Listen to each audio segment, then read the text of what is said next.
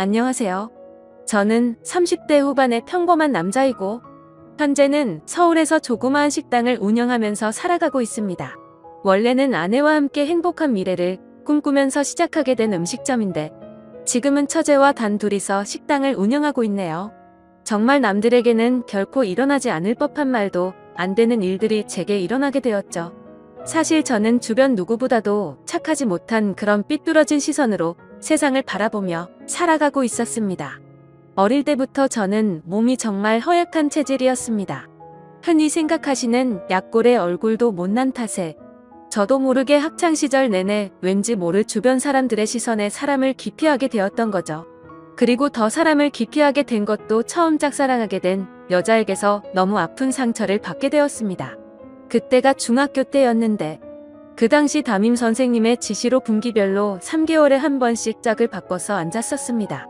저는 당연히 짝사랑하는 그녀와의 짝이 되기만을 항상 바래왔었고 결국에는 제 바램대로 제게 설렘을 주던 그녀와 짝이 되었습니다. 속으로 만세를 부를 정도로 너무 기쁘고 행복했었습니다. 하지만 그건 이기적인 저 혼자만의 행복이고 생각이었더라고요. 저도 그때 당시에는 제 주제를 파악 못했었나 봅니다.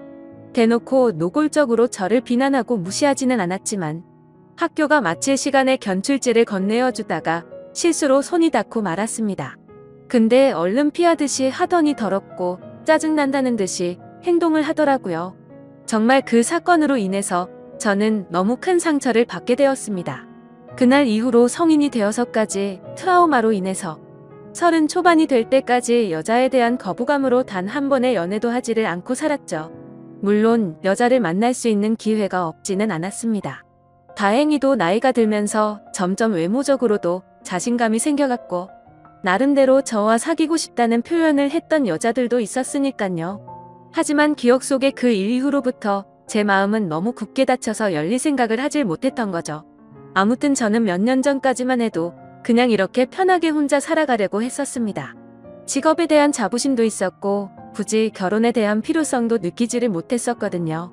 남들처럼 집안이 화목하거나 그렇지도 못해서 가족에 대한 중요성도 와닿지 못했었고 요즘에는 일부러 결혼을 하지 않고 살아가려는 사람들도 많은 시대라고 생각했습니다. 아무튼 미래에 대한 생각도 별로 없었고 그냥 그저 그런 하루하루를 지내고 있던 어느 날이었습니다. 월요일 무거운 몸을 이끌고 회사로 출근을 했습니다. 그런데 사무실에 집기 하나도 빠짐없이 텅텅 비어 있더라고요. 5년 동안 다니던 회사였기에 이게 무슨 일인가 싶어서 진심으로 꿈을 꾸는 건가라는 생각으로 머리가 멍했고 망치로 얻어맞은 기분이었습니다.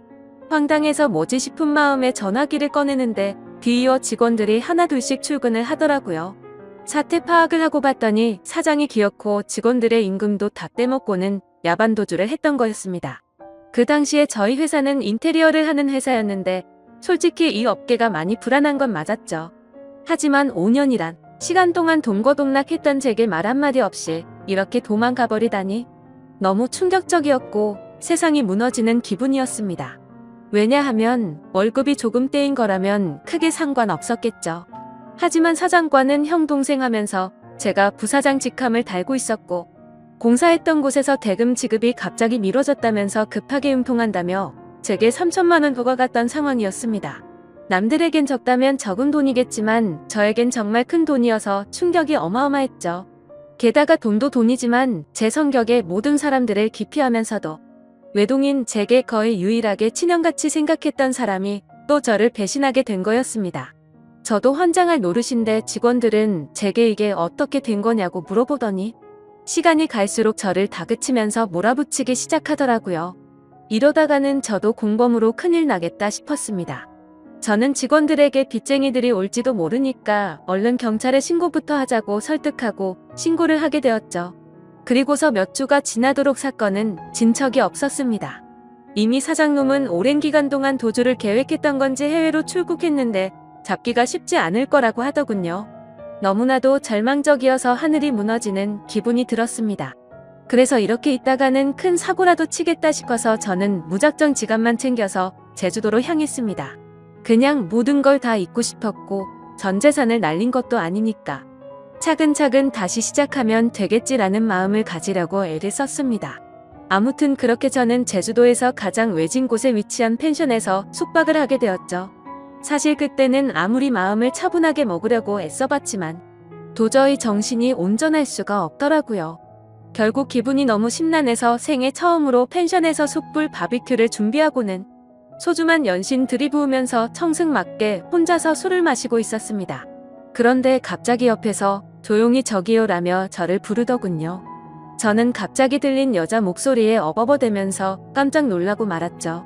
그 모습을 보더니 여자 2명이 저를 쳐다보면서 제가 놀라는 모습이 웃겼던 건지 웃음을 겨우겨우 참아가면서 저를 보고 있더라고요. 너무 민망해서 얼버무리면서 대답을 했더니 자기네들이 해녀 체험을 하고 왔는데 둘이 먹기에는 너무 많고 버리기엔 아깝다면서 혹시 해산물 좋아하면 좀 나눠줄까요? 라고 물어보더라고요. 저는 여자랑 대화를 하는 것조차 너무 소심했던 성격인지라 그녀의 눈도 마주치지 못하고 생각이란 필터를 거치지도 못하고 감사합니다 라고 대답을 해버렸습니다. 아무튼 그렇게 나눠준 해산물도 같이 구우면서 주위를 둘러봤더니 펜션에 묵는 사람들이 저와 그 2 여자밖에 없는지 엄청나게 조용하더라고요. 뭔가 뻘쭘하게 혼자서 소주를 마시면서 먹고 있는데 제가 해산물을 줬던 여자가 말을 걸더라고요. 제주도에 혼자 여행 오신 거냐며 너무 낭만적인 것 같다고 하면서 혼자 심심하시지 않냐고 괜찮으면 자기네들이랑 같이 마시는 거 어떻겠냐고 묻더라고요. 평소에 저였다면 절대로 합석은 꿈도 꾸지 못했을 겁니다. 그런데 솔직히 말해서 어릴 적 짝사랑했던 여자 이후로 처음으로 제 눈에 너무 쏙 들어오는 여자였습니다. 그리고 술도 많이 마셔서 조금 취한 상태였기에 어디서 나온 용기였는지 그러자고 대답을 하게 되었죠. 그렇게 그녀들과 저는 합석을 해서 함께 술을 마시게 되었고 이야기를 들어보니 그 둘은 친자매였고 어제 숙소에 도착을 했고 일주일간 머물다가 간다고 하더라고요. 저도 열흘 정도를 예약한 상태라고 했더니 잘 됐다면서 그러면 지내는 동안 잘 지내보자고 먼저 손을 건네더군요. 저는 너무 쑥맥처럼 쭈뼛거리며 손을 마주 잡고 인사를 했고 술이 취하면 취할수록 2 자매와 저는 재미난 이야기들을 하게 되었습니다. 그때 드는 생각이 저도 모르게 말로 나와버렸습니다.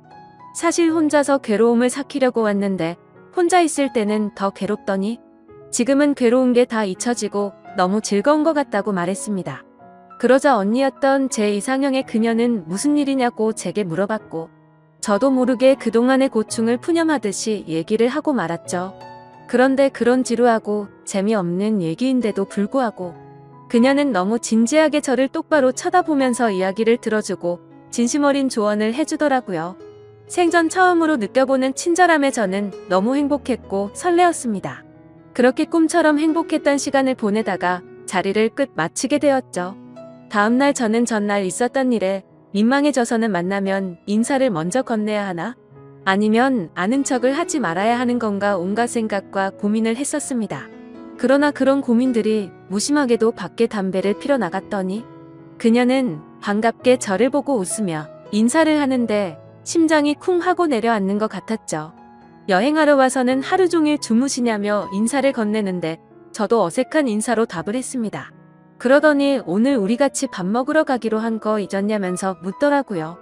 저는 취한 나머지 해선 안 될 짓을 했구나 싶었고 괜히 여행방해 되고 싶지 않다며 어제 했던 말은 잊으라고 말하며 재밌게 여행을 즐기라고 했죠. 하지만 그녀는 끝내 고집을 피우더니 결국 그날 하루 종일 2 자매와 저는 여행을 함께 보내게 되었습니다.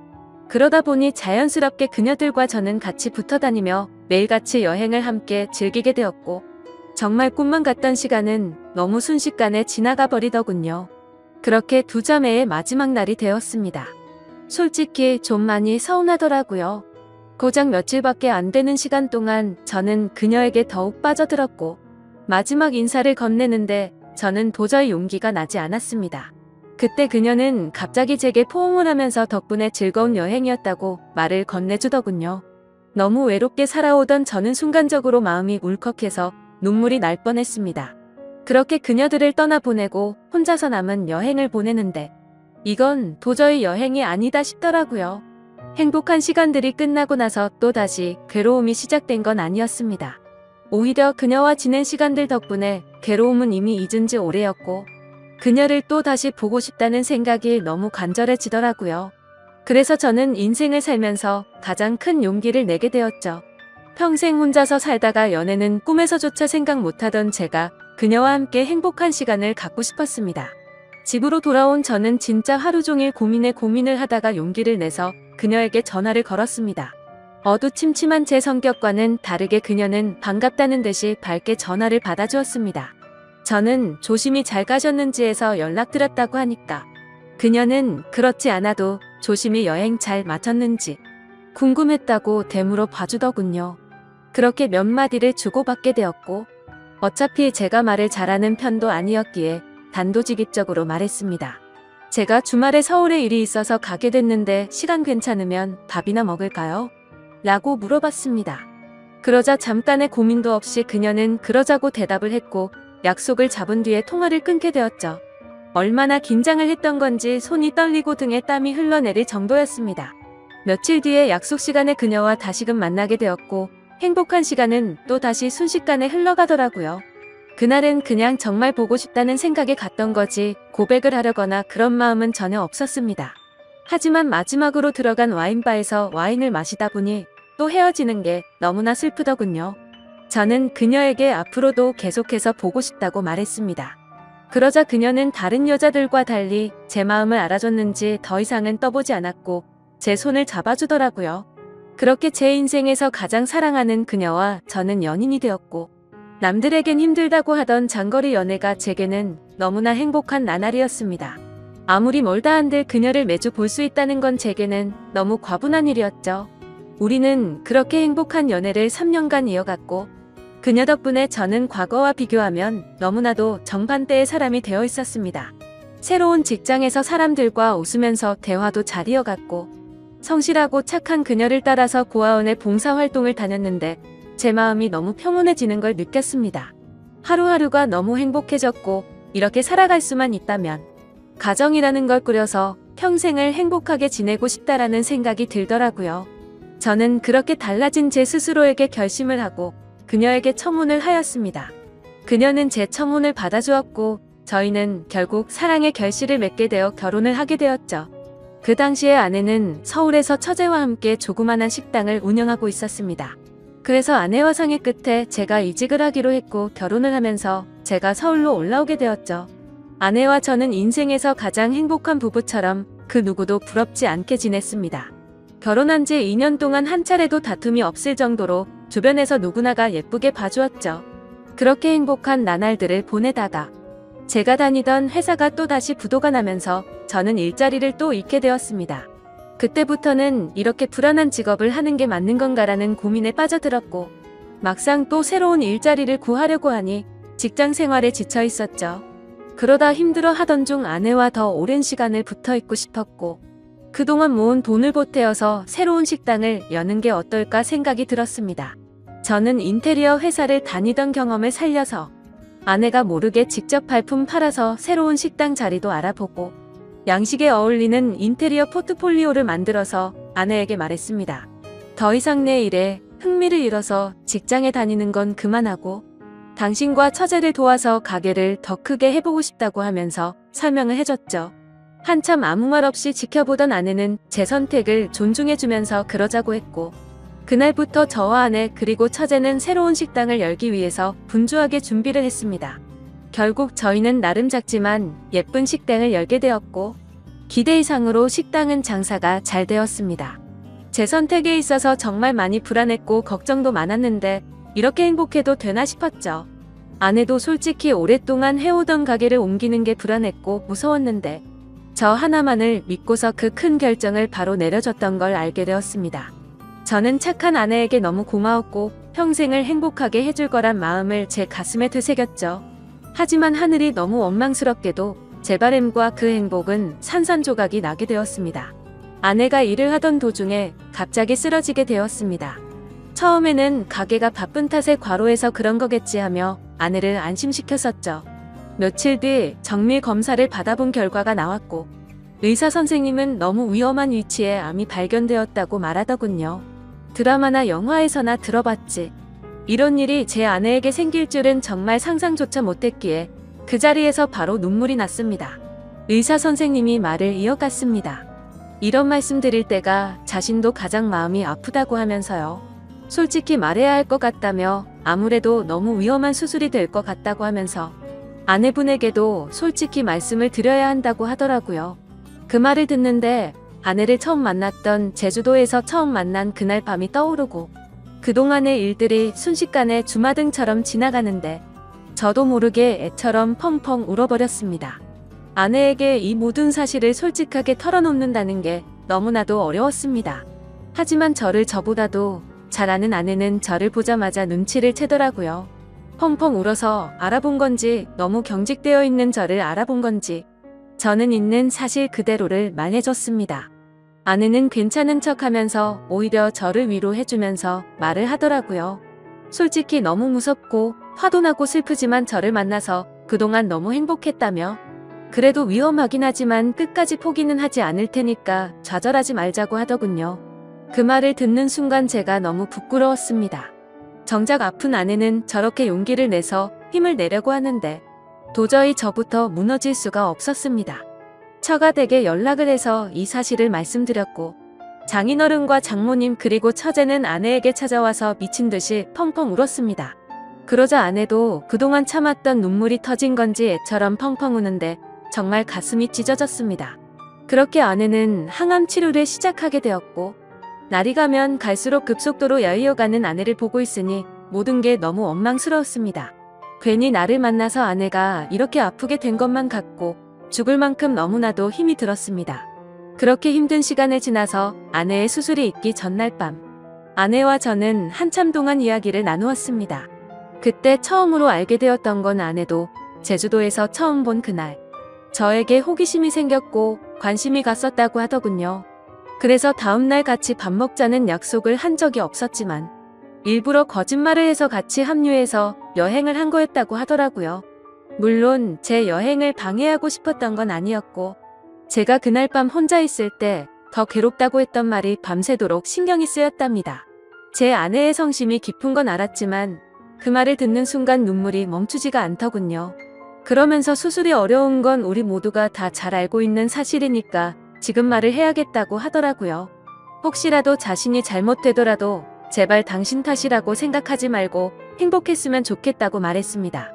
그리고 우리가 함께 시작했던 가게도 자신에겐 너무 행복한 추억이 가득한 곳이니 슬픈 감정보다도 행복한 추억을 떠올리면서 계속 지켜달라고 했죠. 그렇게 밤새도록 저희는 끊임없이 많은 대화들을 나누었고 결국에 제가 인생에서 가장 사랑하던 제 아내는 이 세상을 떠나고 말았습니다. 아내를 떠나보내고 하루하루가 너무 괴롭고 인생이 무너진 듯 슬펐습니다. 솔직히 돈 몇천만 원 사기당했던 건 정말 세 발의 피조차도 안 될 정도의 괴로움이었습니다. 정신 나간 사람처럼 죽을 만큼 술을 마셔대기도 해봤지만 다 소용없었습니다. 시간이 지나면 이 아픔이 줄어들 수 있을까 싶은 생각만 가득했습니다. 그렇게 집에서 틀어박혀서 지낸 지 몇 주가 지났을 무렵이었습니다. 항상 조용하고 내성적이던 처제가 집에 들어와서는 마치 다른 사람처럼 온갖 잔소리를 늘어놓기 시작하더라고요. 언니가 지금 이 꼴을 보려고 그렇게 떠나간 줄 아냐면서 화를 내더군요. 형부 혼자서만 힘든 줄 착각하지 말라며 주변 사람들 생각해서 제발 그만하라면서 화를 내다가 울더라고요. 정말 예전이나 지금이나 너무 이기적인 나쁜 놈이었습니다. 저뿐만 아니라 모두가 다 힘들어도 꿋꿋이 버텨내고 있다라는 생각이 들더군요. 울고 있는 처제에게 다가가서 저도 같이 울면서 미안하다고만 되뇌었죠. 그러다 처제와 함께 밖으로 나가서 같이 술을 한잔하면서 이야기를 나누었습니다. 가게는 이렇게 계속 문을 닫아둘 거냐고 물어보더라고요. 솔직히 아내 생각에 미쳐버릴 것 같아서 가게 근처도 갈 수가 없었습니다. 하지만 그건 너무 비겁한 짓이란 것 정도는 알았죠. 그런 생각을 하던 찰나에 처제도 저와 같은 생각을 말하더군요. 언니 생각에 자신도 가게 근처도 못 가겠다며. 근데 언니가 제게 했던 말을 처제에게도 똑같이 했더라고요. 마지막으로 부탁한다면서 좋았던 추억 가득한 가게를 계속했으면 좋겠다고 했답니다. 사실 아내가 왜 그렇게 가게에 집착하는지는 저도 잘 알고 있었습니다. 아내는 저와 제 처제를 생각해서인 마음도 당연히 있었지만 너무 착한 심성에 그동안 어려운 아이들에게 무료 급식을 주던 걸 멈추지 않기를 바랬던 거였죠. 세상에 어떻게 이런 착한 여자가 또 있을까요? 사실 이런 마음을 갖고 있는 것도 가게를 가게 된 날 알게 되었습니다. 처제와 저는 아내의 부탁을 이어나가기 위해서 결심을 했고 다음날 가게로 나갔습니다. 몇 주간 비워져 있던 가게임에도 불구하고 구석구석 너무 깔끔하게 청소가 다 되어 있었습니다. 그리고 그곳에 놓여져 있던 편지가 있었죠. 아내는 가족들과 저에게 너무 많이 미안하답니다. 제게는 평생 행복하게 함께 지내면서 흰머리 나는 것도 보고 싶었고 우리에게 아이도 낳아서 행복한 미래를 꿈꿨는데 너무 마음이 아프다네요. 그러면서 자신을 대신해서 아이들에게 도움을 주면서 평온함을 느껴줬으면 좋겠답니다. 스스로 자책하지 말고 세상에 주어진 걸 감사하게 느끼면서 주변 사람들에게 사랑을 베풀다 보면 우리는 또 다시 금방 만나서 행복하게 지낼 거라고 하네요. 처제와 저는 그 편지를 읽고 또 한바탕 울어버리고 말았습니다. 그날 저와 처제는 그동안 상한 음식들을 모두 정리하고 밤새도록 정리를 했습니다. 아내의 바램대로 다시 장사를 하기 위해서 준비들도 하였고 장사를 시작하고서 정신없는 나날들을 보냈던 것 같네요. 처제는 언니 대신해서 잔소리 할 거라며 전처럼 느긋하게 할 생각 말고 제대로 도와달라며 선전포고까지 하더군요.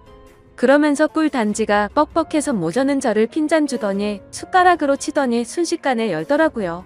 이제는 예전보다 조금은 더 편해진 처제와 열심히 하루하루를 보내고 있네요. 이 글을 쓰면서도 제 인생에서 제일 행복함을 느끼게 해준 제 아내가 너무 그립고 보고 싶습니다. 아마도 이 마음은 제가 아내를 찾아 갈 때까지 영원하겠죠. 긴 사연 읽어주셔서 감사드립니다.